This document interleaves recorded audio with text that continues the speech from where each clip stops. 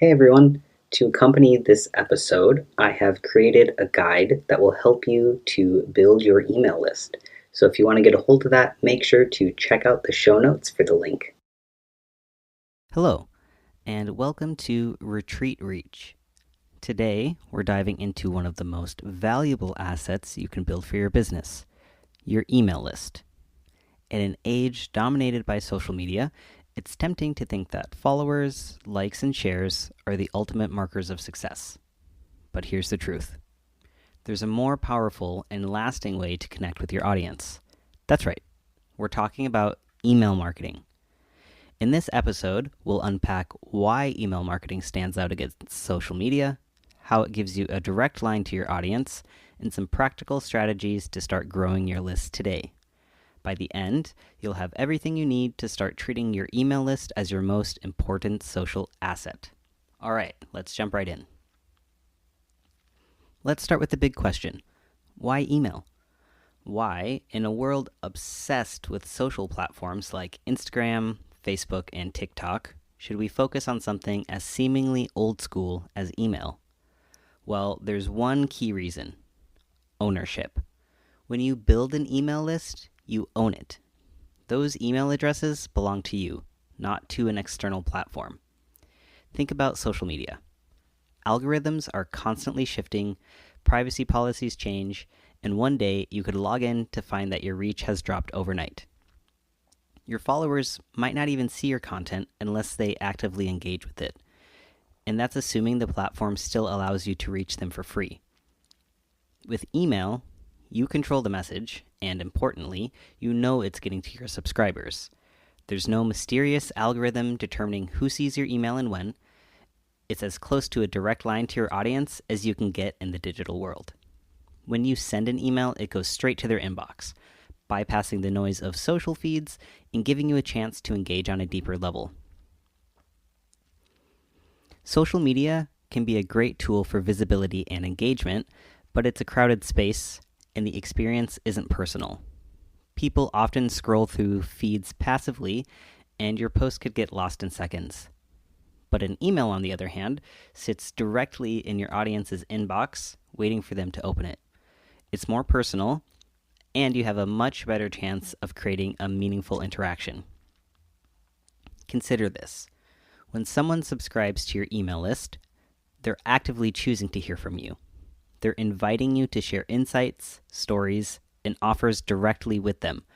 This is incredibly powerful because you're no longer competing for their attention in a crowded feed. Instead, you have a one-on-one space where you can build trust, nurture relationships, and provide real value. That's not to say that social media isn't valuable. It absolutely is. But think of social media as your rented space.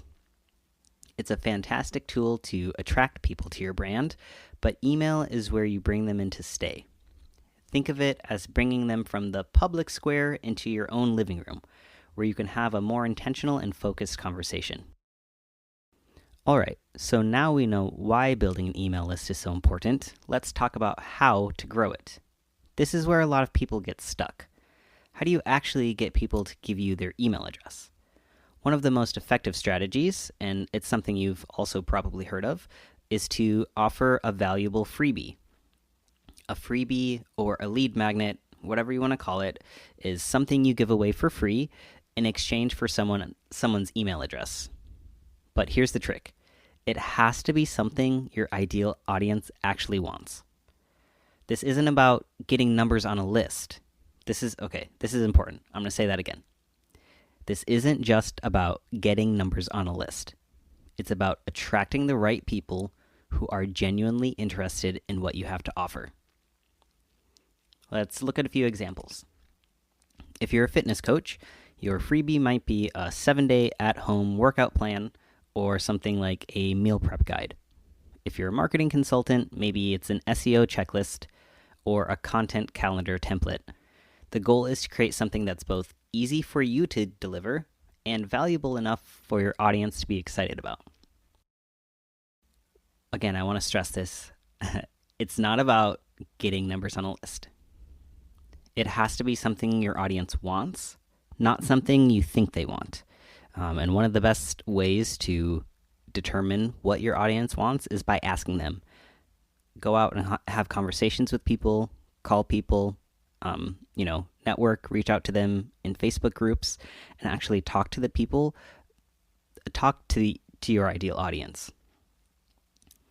They will tell you what they want, what's helpful for them, what their pain points are, and then you are able to position yourself exactly to solve that. So here are a few key tips for creating a successful freebie.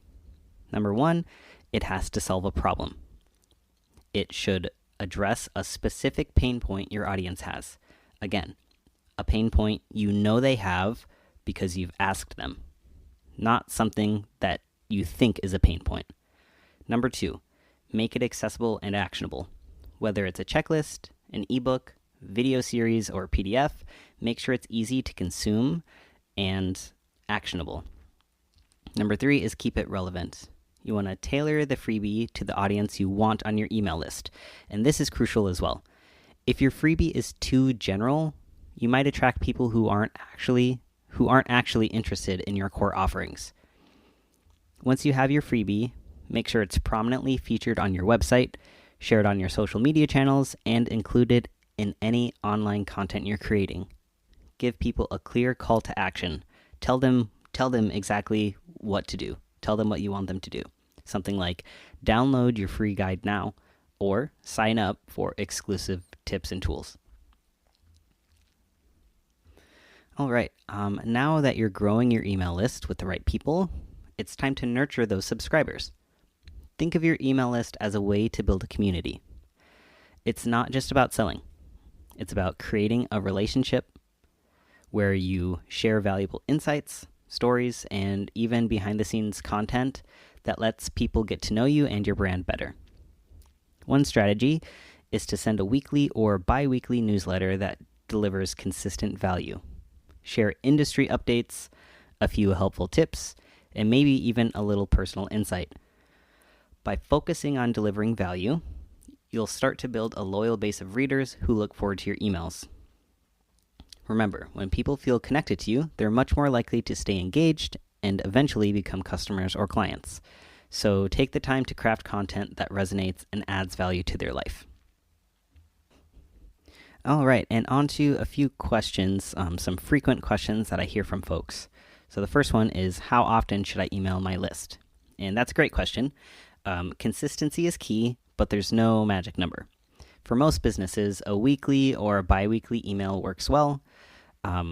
It's a good idea, though, to start with what you can manage consistently and adjust that based on your audience's response. And you always want to prioritize quality over quantity.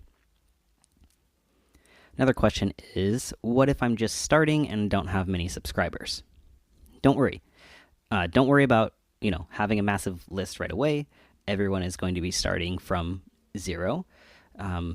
So just really take the time to, craft your freebie, get the right people on the list, and keep in mind that every email you send is an opportunity to build trust and add value, even if it's only to a few people at first. Focus on quality over quantity, and your list will continue to grow organically. Question number 3 is, should I keep using social media if I'm focusing on email marketing? And yes, absolutely. Social media is still an excellent way to attract new subscribers and keep your brand visible. Think of social media as your top of funnel tool, driving awareness and engagement, and use email as a way to deepen those connections. Thank you so much for joining us today on Retreat Reach. We hope you found this episode valuable and that it's inspired you to prioritize your email list as a key part of your business. Remember, social media can get people's attention, but email allows you to keep it. And if you enjoyed this episode, please subscribe, leave a review, and share it with others who might benefit from learning more about mastering email marketing. As always, if you have any questions, feel free to reach out. And until next time, keep building those authentic connections and happy emailing.